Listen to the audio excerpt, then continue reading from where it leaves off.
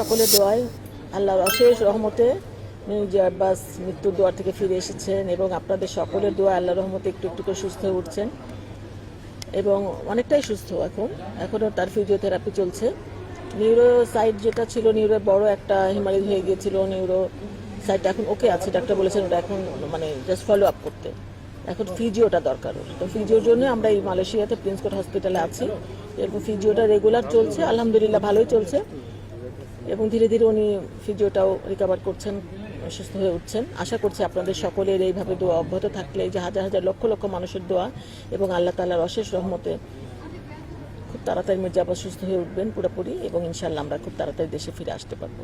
আসলে ও যখন অসুস্থ ছিল, যেমন তখন প্রায় একটু করে জ্ঞান ফিরলেই বলতো যে আমার ফ্লাইট কখন।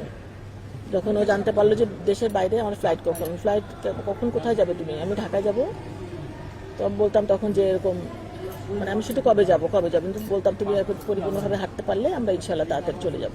তো ও তো অস্থির হয়ে আছে দেশের মানুষ এবং প্রতিনিয়ত কথা বলছে সবার সাথে যে তোমরা ভালো থেকো, দোয়া করো আমার জন্য, দেশের মানুষের সাথে কথা বলছে। এবং আসলেই তো মানুষজন যে এতটা ভালোবাসে বুঝতে পারিনি আসলে আগে, যে দেশের মানুষের এত ভালোবাসা। নিশ্চয়ই সকলের ভালোবাসায় এবং আল্লাহ তাআলার অশেষ রহমতে আমরা খুব তাড়াতাড়ি শুনেছি যে প্রথম 3 মাসটায় রিকভারি একটা মেইন টাইম আর কি। তো এর মধ্যে 1.5 মাসে ছিল সে আইসিইউতে, আর বাকি আজকে 15 দিন, 2 মাস হলো। এই 13 তারিখে 2 মাস পুরো হলো ওর।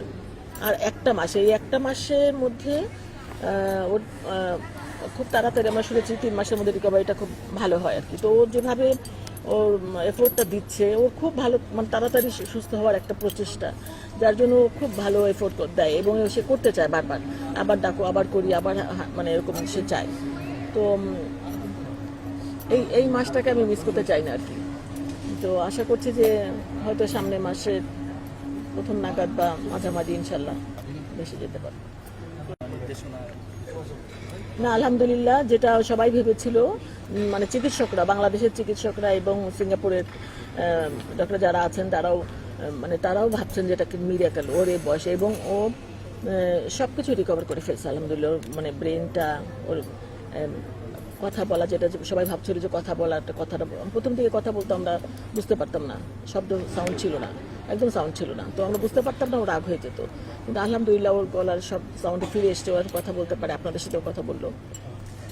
আর ওর রাইস টিউব ছিল, খেতে পারতো না অনেক দিন, প্রায় 1.5 মাস। এখন এই 15 দিন ধরে, 15 দিনের বেশি খুলে দিয়েছে, এখন ও স্বাভাবিক খাবার খায়, কথা বলতে পারছে এবং সব কথা তার মনে আছে। এবং প্রতিনিয়ত ছেলে পেলেদের সাথে কথা বলছে, কে কেমন আছে, ওর খবর নাও, ওকে ফোন দাও এরকম। এবং ডাক্তাররা বলছেন, ওখানকার ডাক্তার বলছেন, এখানকার ডাক্তার বলছেন যে এত মানুষ আসে ভালো, তো এটা ওর জন্য, তারা আসুক, ও কথা বলুক, এবং এটা ওর জন্য অনেক ভালো সাইন। তো সবাই আসলেও খুশি হয় এবং ও সবাইকে খোঁজ খবর নেয়, জানতে চায় এবং ওকে নর্মাল লাইফে ফিরে যেতেই বলছেন তারা, যে ইনশাল্লাহ আমরা আশা করছি তুমি তাড়াতাড়ি আবার সংসদে যাবে। এইখানকার ডাক্তাররাও বলছেন এটা, তোমাকে এখানে দেখতে চাই, আশা করছি তুমি ইনশাল্লাহ তাড়াতাড়ি ফিট হয়ে দিতে পারবে, ওরকম করে মাথা বাধ্যকতা নাই। এবং ইনশাল্লাহ ও সম্পূর্ণরূপে মানসিক দিক থেকে সুস্থ, শারীরিক দিক থেকে সুস্থ হতে হয়তো কিছুটা সময় লাগবে।